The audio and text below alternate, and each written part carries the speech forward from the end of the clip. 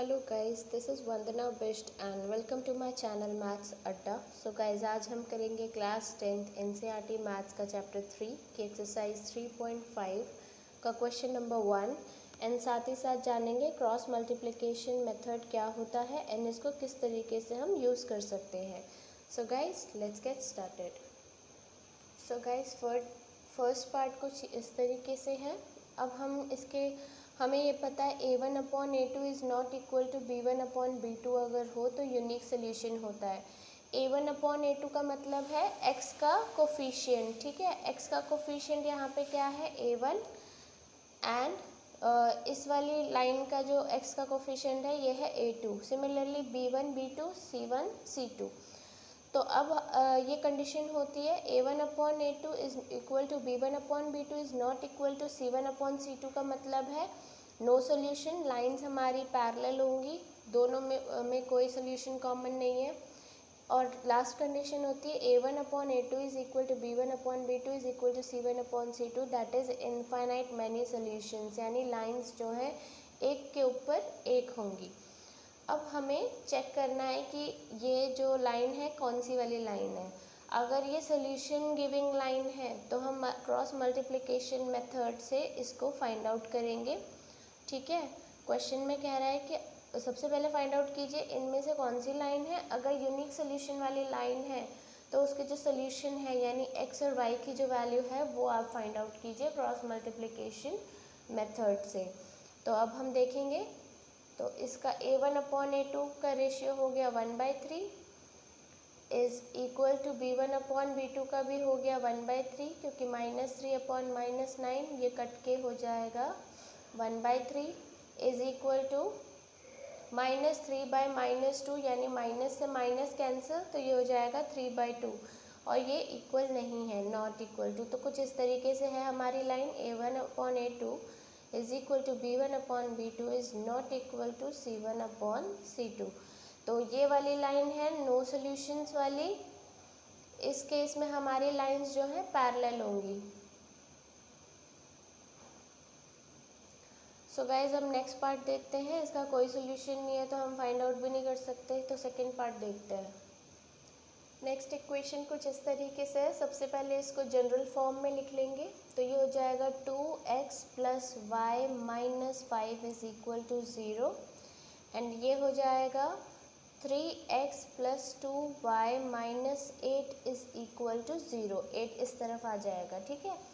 अब मैं इनकी जनरल फॉर्म लिख रही हूँ इक्वेशंस की, that is a1x + b1y + c1 is equal to 0, a2x + b2y + c2 is equal to 0।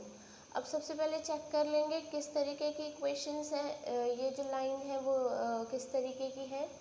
तो a1/a2 का रेशियो हो गया 2/3। सिमिलरली b1/b2 का रेशियो हो गया 1/2 एंड c1/c2 का रेशियो हो गया -5/-8। तो ये कैंसिल मिनिमाइज कर लेंगे, अगर जो कट रहा है तो काट देंगे। तो यहाँ से हम साफ देख सकते हैं a1/a2 is not equal to b1/b2 है, यानी हमारे जो सोल्यूशंस हैं वो क्या है, यूनिक सोल्यूशन है। लाइंस हमारी किस तरीके की हैं, इस तरीके की हैं, आपस में इंटरसेक्ट कर रही हैं लाइंस, ठीक है। तो इस केस में हम क्रॉस मल्टीप्लिकेशन यूज़ करके x और y की वैल्यू फाइंड आउट करेंगे। अब वो कैसे करेंगे वो देखते हैं। सबसे पहले ये हमारी एक जनरल इक्वेशन है दोनों लाइंस की, तो इसी से हम एक जनरल फार्मूला लिखेंगे जो क्रॉस मल्टीप्लिकेशन में यूज़ होगा हर किसी के साथ। तो सबसे पहले x, y और हमारा कांस्टेंट टर्म्स को लिख लेंगे, ठीक है। तो x के नीचे अब हमें x की टर्म लिखनी है, तो x के नीचे हम वो वाली टर्म्स लिखेंगे जो x की नहीं है, यानी x को छुपा लेंगे और इस तरीके से क्रॉस मल्टीप्लाई करके लिखेंगे b1c2 माइनस b2c1 पहले इसको मल्टीप्लाई किया, देन माइनस करके इसको मल्टीप्लाई किया, ठीक है। तो ऐसा मत कर देना B2C1 और B उल्टा मत कर देना, क्योंकि फिर माइनस का साइन है तो जो रिजल्ट आएगा उसमें डिफरेंस आ जाएगा। इसीलिए पहले ऑब्वियस है ऊपर से स्टार्ट करेंगे तो ऐसे आएंगे एंड देन ऐसे जाएंगे। अब इज इक्वल टू y की टर्म्स के लिए y की टर्म्स को छुपा लेंगे एंड अब ऑब्वियस है हमें आगे की तरफ बढ़ना है। y की टर्म्स हैं तो हम पीछे तो जाएंगे नहीं, हमें आगे बढ़ना होगा। तो कुछ इस तरीके से ऊपर कौन सी टर्म आ रही है C1, तो C1A2 minus A1C2 is equal to constant term है तो कांस्टेंट को छुपा लेंगे। अब यहाँ पे A1B2 माइनस A2B1, ठीक है। तो कुछ इस तरीके से हमारा जो जनरल फॉर्मूला है वो हो जाएगा। अब हमें ये देखना है कि इसमें वैल्यूज़ हमें सिर्फ पुट करनी है एंड हमारा आंसर आ जाएगा। तो गाइज़ आपको बिल्कुल कंफ्यूज नहीं होना है इस फॉर्मूले में।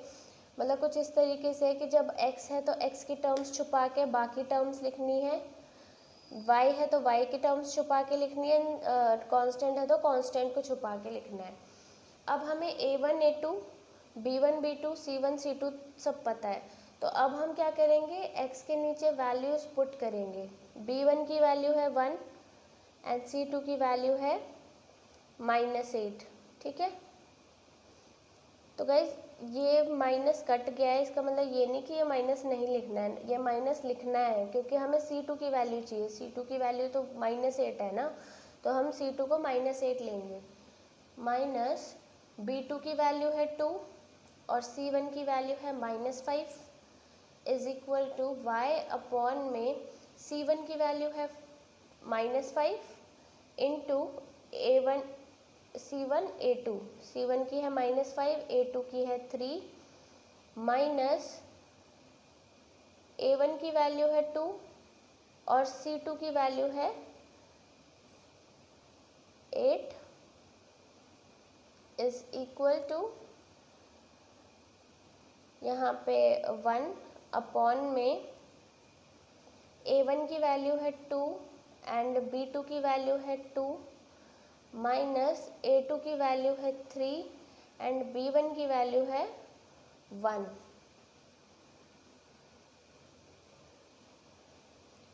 तो अब इसको सॉल्व कर लेंगे। x अपॉन में ये हो जाएगा -8 plus 10 is equal to y upon में -15 plus 16 is equal to 1 upon 4 -3। तो ये हो जाएगा x upon 2 is equal to y upon में 1 इज इक्वल टू 1 अपॉन में 1। अब ये तीनों आपस में इक्वल हैं, यानी x को आप इसके इक्वल भी रख सकते हो, x को आप इसके इक्वल भी रख सकते हो, कांस्टेंट के इक्वल। तो हम कांस्टेंट को चूज़ करेंगे क्योंकि x की वैल्यू हमें डायरेक्ट मिल जाएगी यहाँ से। तो x by 2 is equal to 1/1, इसका मतलब क्या हो गया, x की वैल्यू हो गई 2 and y by 1 is equal to 1/1, यानी y की वैल्यू हो गई 1। तो x और y की वैल्यू हमें मिल चुकी है बाय क्रॉस मल्टीप्लिकेशन मेथड। अब नेक्स्ट पार्ट देखते हैं। सो गाइज नेक्स्ट इक्वेशन कुछ इस तरीके की हैं। तो सबसे पहले देखेंगे कि ये कौन सी किस टाइप की इक्वेशंस है, यूनिक है, इन्फिनिट है या नो सॉल्यूशन है।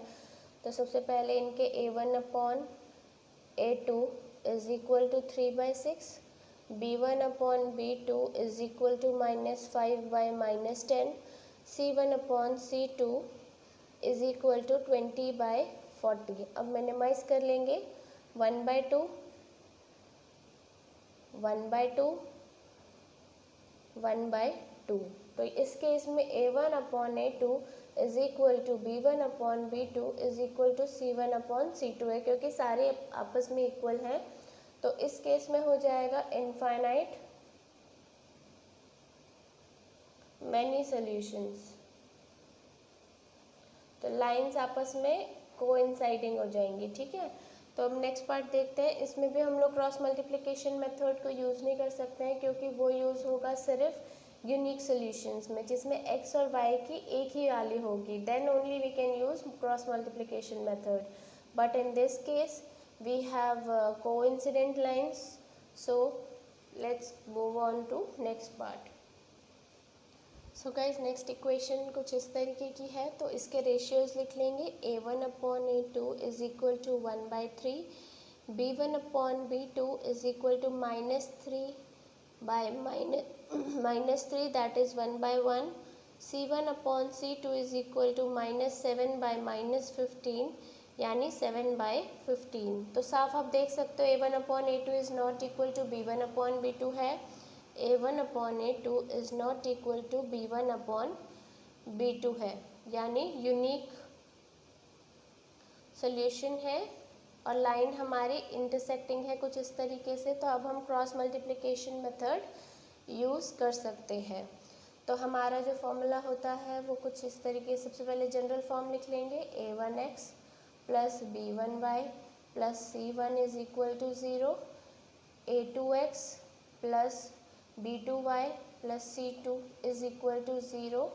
अगर x की टर्म्स चाहिए तो x के नीचे x को छुपा के b1c2 माइनस b2c1 करेंगे इज इक्वल टू y की है तो y को छुपा के c1a2 माइनस a1c2 करेंगे अपॉन 1 में a1b2